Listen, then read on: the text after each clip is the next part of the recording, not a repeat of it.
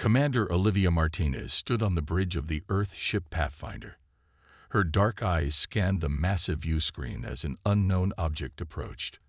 After 15 years in space exploration, she thought she had seen everything. She was wrong. "Commander, the object is definitely a ship, bigger than anything in our records," said Officer Peter Kim, his voice calm but his hands shaking slightly on the controls. "How big are we talking?" Olivia asked. "At least 20 times our size. Maybe more." The bridge fell silent. The Pathfinder was already one of the largest vessels humans had built. Something 20 times its size was hard to imagine. "They're sending a signal," said Communications Officer Daniel Wright. He pressed several buttons on his console. "I think they want to talk." Olivia straightened her blue uniform and nodded. "Put them on screen." The view screen changed to show a strange being. It had purple skin that seemed to shimmer with its own light. Its head was covered with an enormous decorative crown that looked both beautiful and silly at the same time. "Greetings, primitive species," the alien said in perfect English. Its voice boomed through the speakers. "I am Grand Admiral Zorthal of the Galactic Hegemony. Our empire rules 10,000 star systems. We have conquered the 7 realms, and all intelligent life must bow to us. You stand in the presence of the most advanced civilization that has ever existed." The alien paused for effect before continuing. "Your small ship has entered our territory. We will now evaluate your species to decide if you are worthy to serve us as a protected state." Olivia blinked. She looked around at her crew. Most seemed confused. A few looked worried. But Lieutenant William Patil in the corner was covering his mouth, trying not to laugh. "Is one of your lesser beings finding humor in my words?" demanded Admiral Zorthal, his purple face darkening. Olivia shot William a look before addressing the alien. "Please forgive my officer, Admiral. It's just that your introduction sounds very familiar to us." "Familiar? Impossible." The alien's eyes widened. "The Galactic Hegemony is unique in its power and glory." "With all respect, sir," Olivia said carefully, "this is the 4th all-powerful galactic empire. We've met this month alone." Now several crew members were hiding smiles. Engineer Lisa Johnson whispered to her neighbor, "Remember those guys with the gold helmets who said they ruled the cosmic eternity?" The alien looked shocked. "You dare to compare the mighty hegemony to other powers?" "We meant no offense," Olivia said. "We're just new to this region of space. Last week, we met the Arcturus Dominion. They also claim to rule everything." "The Arcturus Dominion." The alien's voice rose in pitch. "Those minor provincial rulers. They control barely 50 systems. That's still a lot more than Earth," Olivia noted. "We only have colonies on 12 planets so far." "Only 12?" For the first time, the alien seemed genuinely surprised rather than offended. "We're still fairly new to interstellar travel," Olivia explained, "but we're quick learners." The alien stared at them for a long moment. Perhaps we should discuss this further. Our empire allows diplomatic meetings with potential new members." "We'd be happy to meet," Olivia said with a smile. "Though I should warn you, Admiral, we have no interest in becoming anyone's protected state. We prefer making friends, not masters." Behind her, the entire bridge crew nodded in agreement, their earlier fear replaced with confidence.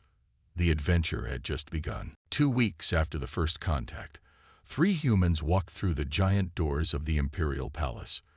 The building was made of a strange blue-green metal that seemed to glow from within. Enormous statues of past emperors lined the hallway, each one looking more serious than the last. Christopher Jones led the human team. As Earth's best diplomat, he had helped make peace with 7 different alien species.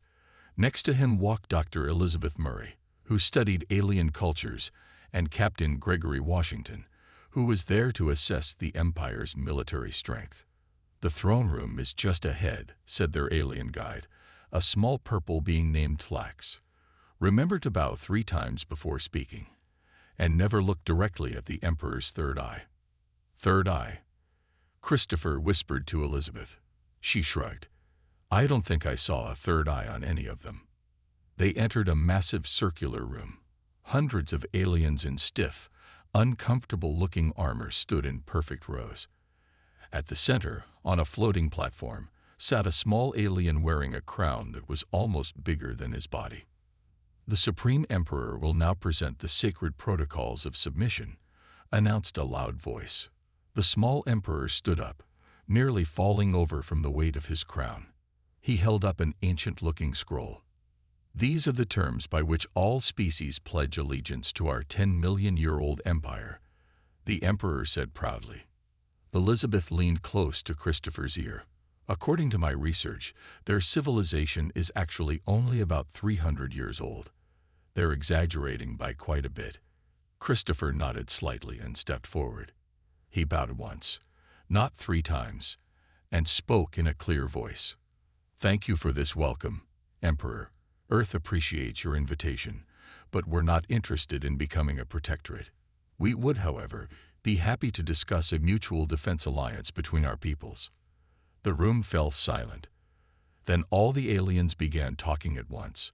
Some looked angry, others confused. The Emperor's mouth opened and closed like a fish out of water. Impossible. The Emperor finally managed to say, no species has ever refused to join our empire. Gregory, the military captain, stepped forward. With respect, Your Majesty, Earth has already established independent treaties with the Centauri Coalition, the Rigelian Republic, and the Arcturus Concordat. Those are merely small powers of no importance. The Emperor sputtered, his purple face turning almost blue with anger. Elizabeth smiled politely. Actually, their combined territory is about 8 times larger than your hegemony, Your Majesty. A tall alien in especially ornate armor stepped forward. I am Grand Minister Krell. What the humans say is impossible. Our empire is the largest power in the known galaxy.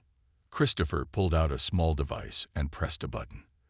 A 3-dimensional map appeared in the air, showing hundreds of star systems with different colors marking different territories.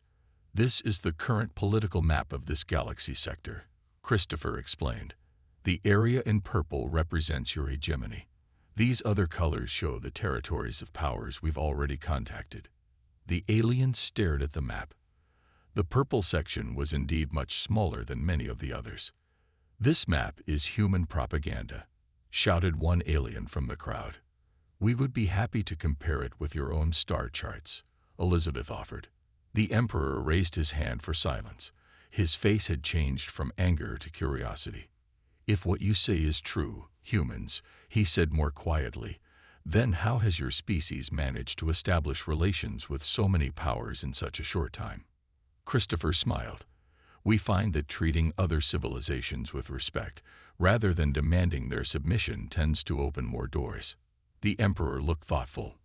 Perhaps we have something to learn from Earth after all. The next day, Imperial Science Minister Kuxlar led the humans through a long, shining hallway. The walls glowed with soft blue light. The alien walked with pride, his 6-fingered hands gesturing grandly at everything they passed. This is the greatest scientific facility in the entire galaxy, Kuxlar announced. Only our most brilliant minds are allowed to work here. Dr. Nicole Foster followed with genuine interest. As Earth's top quantum physicist, she had helped develop many of humanity's most important technologies. Next to her walked engineer Alan Davidson, who specialized in power systems. How many scientists work here? Nicole asked. Over 5,000. Kuxlar replied. They are selected from birth based on genetic testing and trained from childhood to serve the Empire's scientific needs. Ellen frowned slightly. They don't choose to become scientists. Choice. Kuxlar seemed confused by the question. What greater honor could there be than being selected to serve the Empire? They entered an enormous circular chamber. In the center stood a machine that reached almost to the ceiling. It hummed with power, and parts of it spun slowly, creating patterns of light in the air. "This is our crowning achievement," Koxlar announced, his voice filled with pride. "The quantum probability manipulator. It took our greatest minds 5 centuries to develop. No other civilization has anything like it." Nicole walked slowly around the machine, studying it with professional interest. "Fascinating. This looks similar to the probability field generators we developed during our early space exploration phase." The science minister's face darkened. "Impossible. This is the most advanced technology in the known galaxy." Nicole reached into her pocket and pulled out a small device about the size of her hand. She pressed a button, and a holographic display appeared, showing complex diagrams. "This is actually our current model," she explained. "We moved beyond the larger design about 50 years ago. The energy requirements were too high with the old version." Koxlar stared at the small device, then at the massive machine he had been so proud of moments before. "That tiny thing cannot possibly perform the same functions as our great machine," he insisted. "It actually does more," Nicole said gently. "And it uses about 1% of the power. Would you like to see a demonstration?" The science minister's 3 eyes blinked rapidly. How could your species advance so quickly?" Ellen, who had been quietly examining the room's power systems, looked up. "We had to. Earth isn't in a very safe neighborhood of space." "What do you mean?" asked Koxlar. "In the last 100 years, 7 different predatory species tried to conquer Earth," Alan explained. "When you're constantly under threat, you either develop better technology fast, or you don't survive." Koxlar looked shocked. 7 different species attempted to conquer your world. "Those were just the serious attempts," Nicole added casually. "We don't even count the minor ones anymore. But the Empire has only faced 3 major wars in its entire history," the science minister said quietly. Ellen nodded. "That might explain the technological difference. Peace is wonderful, but it doesn't always drive innovation." Koxlar was silent for a long moment. Then he looked at Nicole's small device again. "Perhaps," he said slowly, "you would be willing to share some of your knowledge with us."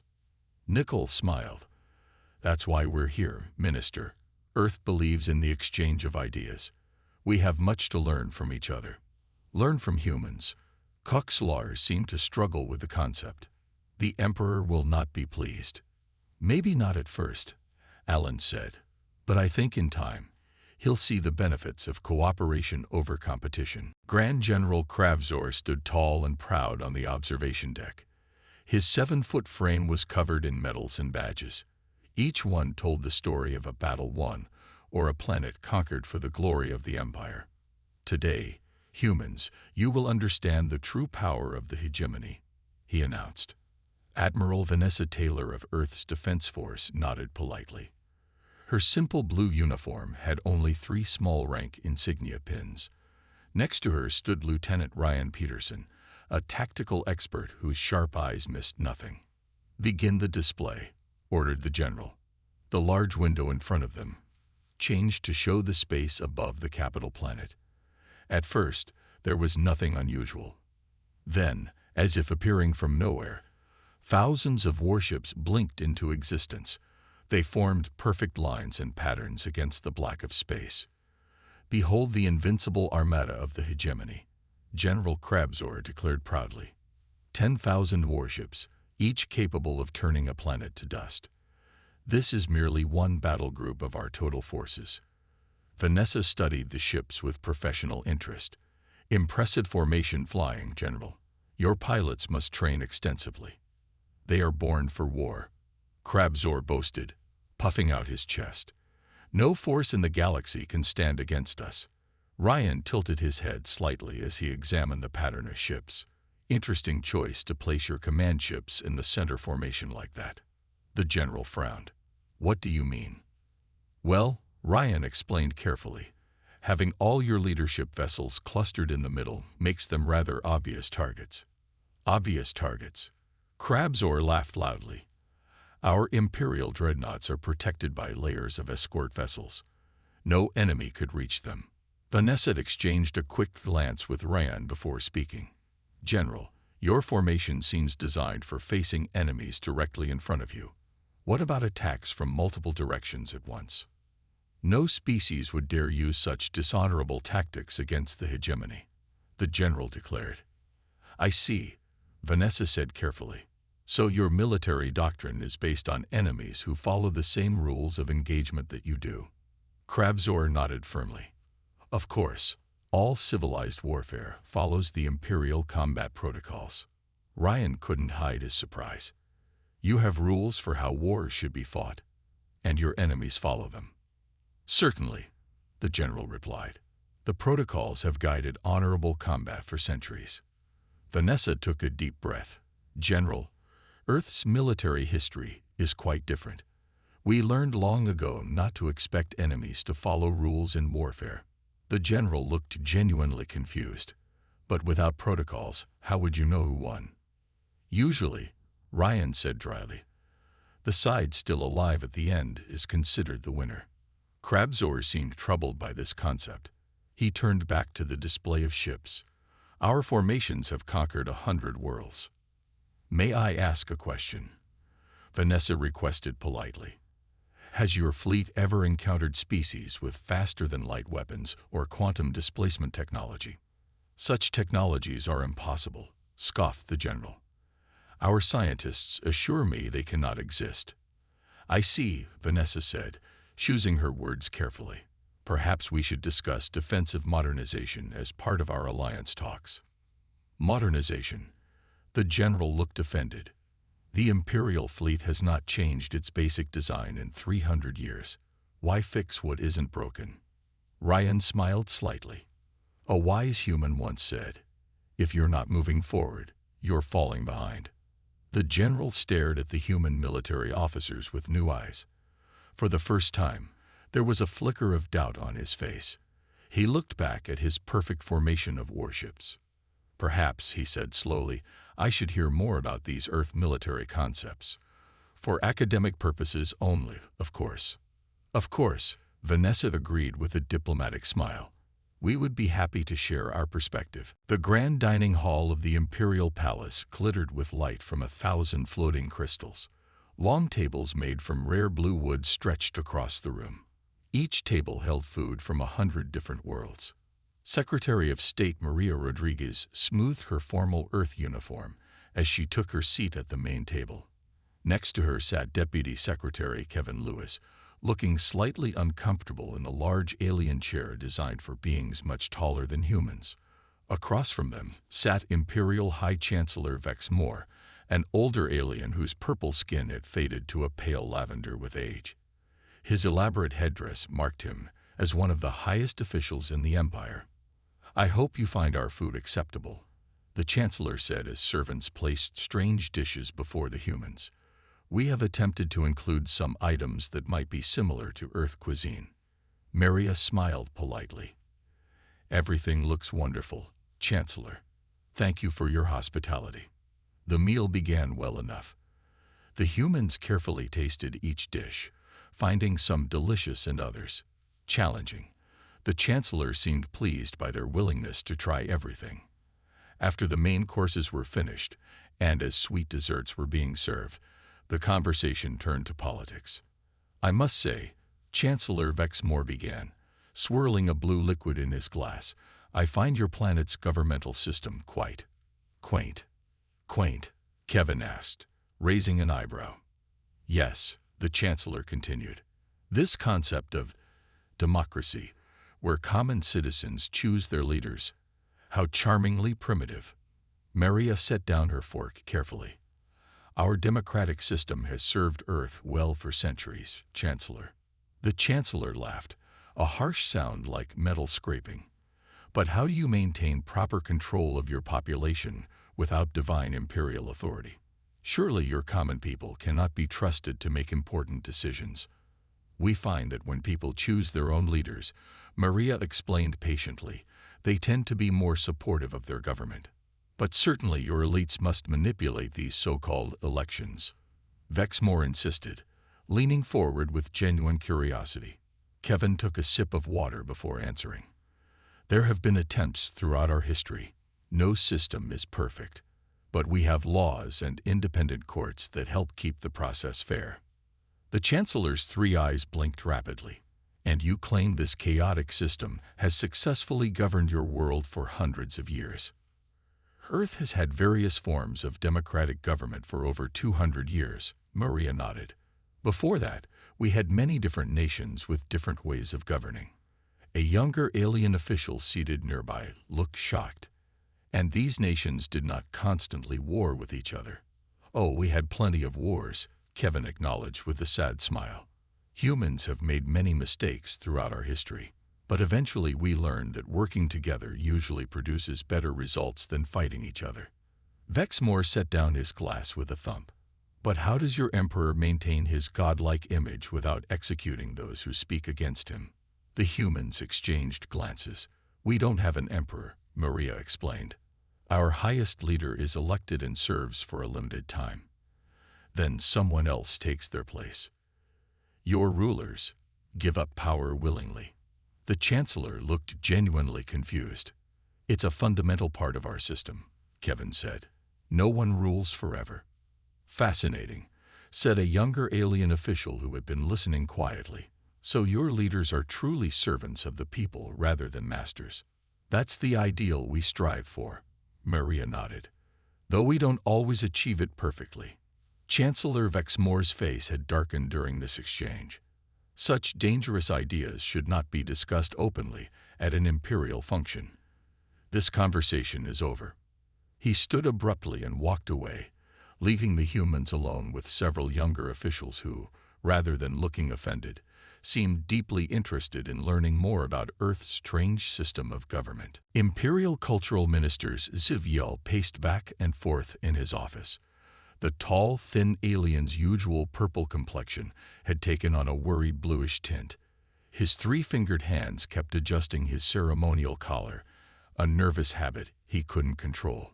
Across from him sat Earth's cultural attaché Sophia Rivera, a calm woman with a friendly smile.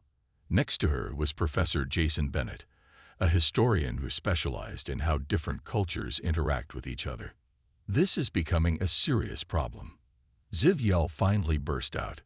We've had to send riot control units to 3 different planets this week alone.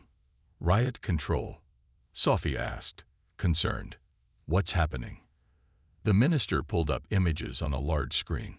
They showed crowds of aliens gathered outside government buildings. Many held signs with Earth symbols. Your cultural package has caused chaos throughout the Empire, Zivyel explained. Citizens are forming huge crowds demanding access to more Earth entertainment and information. Jason tried to hide his smile but failed. Which parts of our cultural material seem most popular? All of it, the minister exclaimed, throwing his hands up. But especially your music, literature, and this thing you call comedic entertainment. Citizens are ignoring their imperial duties to consume these materials. One image showed alien children wearing makeshift versions of Earth clothing styles. Another showed a group performing what appeared to be an awkward attempt at human dancing. I'm sorry this has caused difficulties, Sophia said diplomatically. We had no idea our culture would spread so quickly among your people. Professor Bennett leaned forward. If I may, Minister, this reaction isn't really surprising. Your empire has maintained strict control over creative expression for generations. Human culture represents something completely new to your citizens. But some of your entertainment openly makes fun of authority figures. Zivyel said, his voice rising. We'd found thousands of examples where your stories criticize or mock people in power. That's called satire, Sophia explained. It's an important part of our artistic tradition. We find that being able to laugh at ourselves and our leaders helps create a healthier society. The minister stared at her. You believe making fun of rulers makes society healthier? It helps keep those in power from taking themselves too seriously, Jason added. And it gives regular people a way to express their feelings about issues that affect them. Zivyel collapsed into his chair. The emperor is particularly upset about your historical stories that show successful revolutions against kings and queens. Those aren't meant to give people ideas, Sophia assured him, though her expression suggested otherwise. A young alien assistant hurried into the room and whispered something to the minister. Zivyal's eyes widened in shock. Now they're organizing something called a concert in the main square of the capital city, he exclaimed. Thousands are already gathering. Jason pulled out a small device and checked it. Ah, yes. Some of your local musicians have been studying Earth music and want to perform their own versions. This could actually be a positive cultural exchange. But they haven't received imperial permission to perform, Zivyal said, clearly distressed. Sophia smiled gently. Minister, perhaps instead of fighting this wave of interest, your government could guide it. Why not officially sponsor cultural events that blend Earth and imperial arts? That would be unprecedented, the minister said slowly. Sometimes unprecedented things can be wonderful, Jason suggested. Your citizens clearly want more freedom to express themselves. This could be an opportunity rather than a crisis. Zivyal looked thoughtful. The younger members of the Imperial Council have been suggesting similar ideas. They call it controlled cultural evolution. That sounds like a good first step, Sophia encouraged. And Earth would be happy to help facilitate positive exchanges rather than accidental disruption. For the first time that day, the minister's face showed something other than worry. It wasn't quite a smile, but it was close. Perhaps, he said carefully, it is time for some things to change. 6 months after humans first met the galactic hegemony, Earth's ambassador Samuel Wilson walked alone through the quiet gardens of the Imperial Palace. Unlike the formal parts of the palace, these gardens were simple and peaceful. A message had arrived that morning requesting a private meeting with Emperor Solfar VI. No aides, no guards, no witnesses, just the two leaders, talking honestly for the first time. Samuel found the emperor sitting beside a small pond. The ruler of 10,000 worlds looked smaller without his giant crown and ceremonial robes. He wore a simple purple tunic, and his 3 eyes watched the colorful fish swimming in the water. Thank you for coming, Ambassador, the emperor said without looking up. I'm honored by your invitation, Your Majesty, Samuel replied, taking a seat on the bench next to the alien ruler. For a few minutes, they sat in silence, watching the fish and listening to the soft sounds of the garden. When your species first appeared at the edges of our empire, the emperor finally began, we assumed you would be like all the others we had encountered before. Samuel nodded but remained quiet, letting the emperor speak. We thought you would be impressed by our grand buildings, intimidated by our military strength, and eager to accept a place as a lesser power within our empire. The emperor continued. That is how it has always been. Things don't always stay the same, Your Majesty, Samuel said gently. The emperor turned to look at him. Instead, your people laughed at our pretensions, pointed out the flaws in our systems, and within 6 months have completely changed how many of our citizens view their own government. Samuel shifted uncomfortably. Cultural exchange can be challenging. We never intended to cause problems. The truly surprising thing, Ambassador Wilson, the emperor said, his voice softer now, is that I'm beginning to understand why humans found us so amusing. He gestured around at the palace visible through the trees. We have been telling ourselves the same story for so long that we started to believe our own lies. We claim to be the most advanced civilization in the galaxy, while falling behind in technology, culture, and governance. Every society faces similar challenges at different points in their history, Samuel offered. Earth went through many difficult periods before reaching our current state, and we still have many problems to solve. My advisors fear your influence will destroy the empire, admitted the emperor. The old ways are crumbling. Citizens are asking questions that were forbidden just months ago. He sighed deeply. They might be right about the danger. But I've come to believe that change is necessary if we are to survive as a civilization. The emperor stood and walked to the edge of the pond. The empire as it exists today cannot continue. We have been stagnant for too long, clinging to traditions that no longer serve our people. Samuel joined him by the water. Change doesn't have to mean destruction, Your Majesty. The best parts of your civilization can survive and grow stronger. Perhaps, the Emperor said thoughtfully. Then, making a decision, he turned to face the human ambassador. In a surprising gesture, he extended his hand in the human manner. Ambassador Wilson, instead of humans joining our empire, I believe the Galactic hegemony should request membership in your Federation of Worlds. Samuel's eyes widened in surprise. Then, with a warm smile, he accepted the handshake. I believe that arrangement would benefit us both, Your Majesty, and I think it marks the beginning of a friendship between our peoples that could last for generations. The Emperor's three eyes crinkled in what Samuel recognized as his species' version of a smile. My ancestors would be shocked, the Emperor said, but perhaps they would also be proud to see us finally growing beyond the limitations we placed upon ourselves. Together, the human and the Emperor watched as a new day dawned over the Empire. An empire that would soon transform into something greater than it had ever been before.